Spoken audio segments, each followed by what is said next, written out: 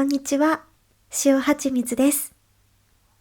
父と二人でスロベニアのポストイナ鍾乳洞を旅行した様子をお届けします。ポストイナ洞窟群はヨーロッパ最大の鍾乳洞で、鍾乳洞内をトロッコで移動します。ぜひ最後まで見ていただけたら嬉しいです。おはようございます。スロベニアのブレッドに宿泊しました。おはようございます。ブレッド湖を観光した後に車でポストイナ鍾乳洞に向かいます。ブレッドナという伝統の木造ボートに乗ってブレッド島に向かいます。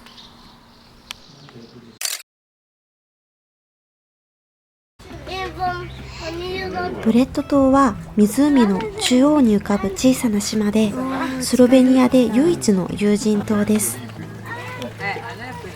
ブレッドナに乗ってブレッド島に渡ることができます。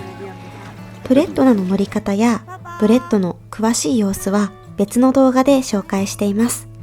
気になる方はそちらも見ていただけると嬉しいです。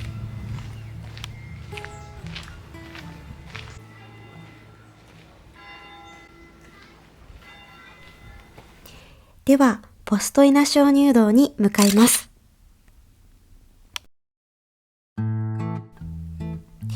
まず、チケットについてです。ポストイナ鍾乳洞パークでは4つの見どころがあり、これらの見どころを組み合わせた複数のパッケージがあります。見どころの1つ目は鍾乳洞の本体であるポストイナケーブです。2つ目はビバリウムという洞窟の生物を展示する施設です。3つ目の見どころはエキスポケーブカーストという洞窟やカルスト地形がどのようにできたかを知ることができる展示です。4つ目はプレジャマキャッスルという中世のお城を見ることができます。時間に余裕がある、じっくり見たいという方は 100% ケーブエクスペリエンスを選ぶのがいいと思います。それではポストイナ鍾乳洞にレッツゴー！カルスト地域に行きました。鍾乳洞や自然公園がたくさん存在していて、ヨーロッパ最大のポストイナ鍾乳洞と世界遺産に認定されているシュコツイヤン鍾乳洞が代表的です。地底には10万年の歳月が作り出した神秘的な世界が広がっています。ポストイナ鍾乳洞はヨーロッパ最大の鍾乳洞で、10万年以上もかけてペユカ川の水を吸収し、石灰岩が削られてできた鍾乳洞です。全長は 20km もあるそうで、その一部のエリアを90分のガイドツアーで見学することができます。そしてトロッコで移動するんです。でもごく一部だとは思えないほど壮大で、トロッコで鍾乳洞内に降ろされた時には、ここに置き去りにされて、もう家に帰してもらえないんじゃないかって思うぐらいちょっと怖かったです。そのぐらいすごく大きいです。ライトアップされた狭い鍾乳洞内をかなりのスピードで疾走していくんですね。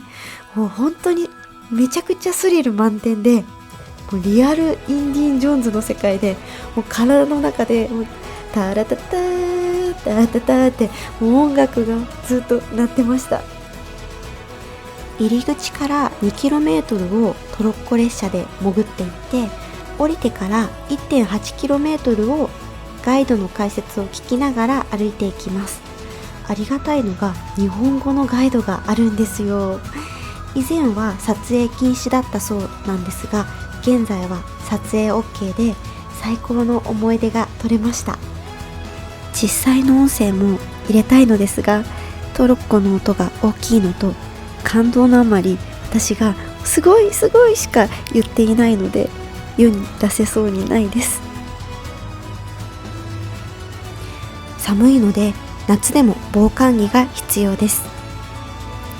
スロベニアは世界でも有数のカルスト国で、国土の約 43% がカルスト地形なんだそうです。特にポストイナ周辺はカルスト研究の中心地です。ここには膨大な数の洞窟が集中しています。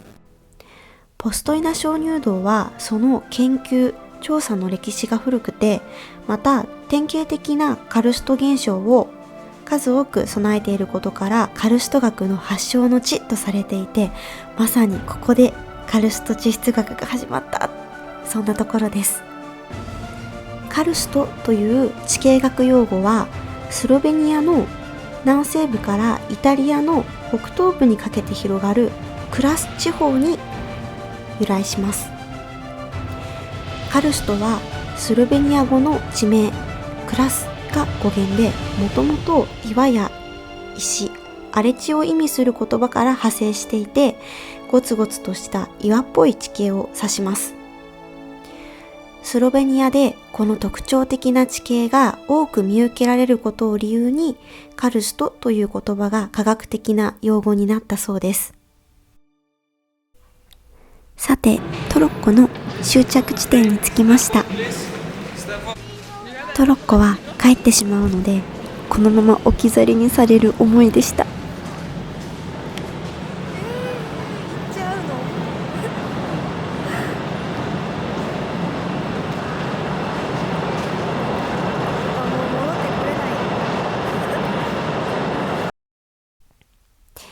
数千ものろうそくが広いホールを照らしていたそうです。1883年に電気が通り、世界的に最も古い電気によって灯された洞窟の一つになりました。鍾乳洞で一番高いところに着きました。ここはペリカゴラと呼ばれる大きなホールです。このホールは天井が崩れたことによって形成されたもので、広さと高さが特徴的です。ペリカゴラはスロベニア語で大きな山や大きな丘という意味です。このペリカゴラは鍾乳洞の入り口から約40メートルの高さに位置していて、洞窟内でも特に大きな空間の一つとされています。ホールの中には巨大な鍾乳石や石筍がたくさんあります。鍾乳洞の天井部分は石灰岩で構成されていて、場所によっては数十メートルの厚さがあります。特に洞窟の上部にある岩の層は長い年月をかけて蓄積した石灰岩が積み重なっていて、なんと厚さが50メートル以上もあるそうです。鍾乳洞のシンボルはブリリアントと呼ばれる石筍です。ポストイナ鍾乳洞、そしてスロベニア・カルスト地域の象徴になっている鍾乳石です。とても面白いのは、この2つが近くにありながら全く別の色をしているということです。鍾乳洞内では雫が落ちることにより自然と様々な色が作り出されます。しかしこれら2つは混じりっ気のない白で、真っ暗な鍾乳洞との対比から人々はこれらを自然と鍾乳洞の象徴とみなすようになったそうです。この2つの対をなす鍾乳石は10万年以上かけて現在の形になりました。最も有名なのがプロテウスと呼ばれる両生類の生き物で、日本語ではホライモリと呼ばれます。この生き物は皮膚を保護する色素などを持たないため、とても光に敏感です。フラッシュ撮影は NG です。一生を通して水中生活を送り、暗闇の環境に適応していて、ほとんど目は退化しています。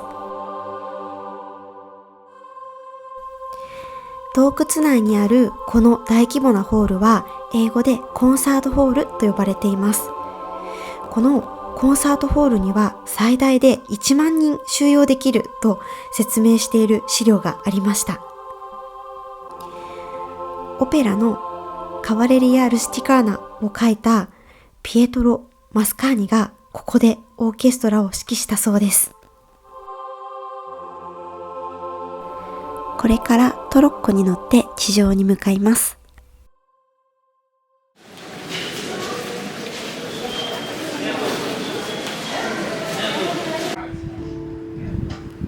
午後にポストイナ鍾乳洞を観光して、その後ビラアンドというホテルに向かいました。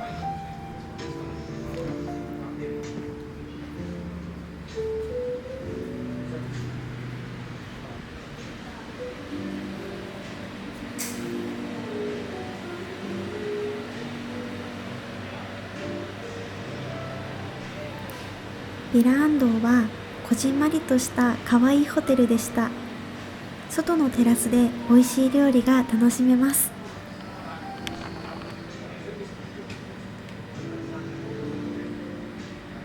さあ、夕飯の時間です。このホームメイドフォッカッチャが美味しくて、ディナーを食べる前にもうお腹いっぱいになっちゃいそうでした。注文したのはステーキとスパゲッティです。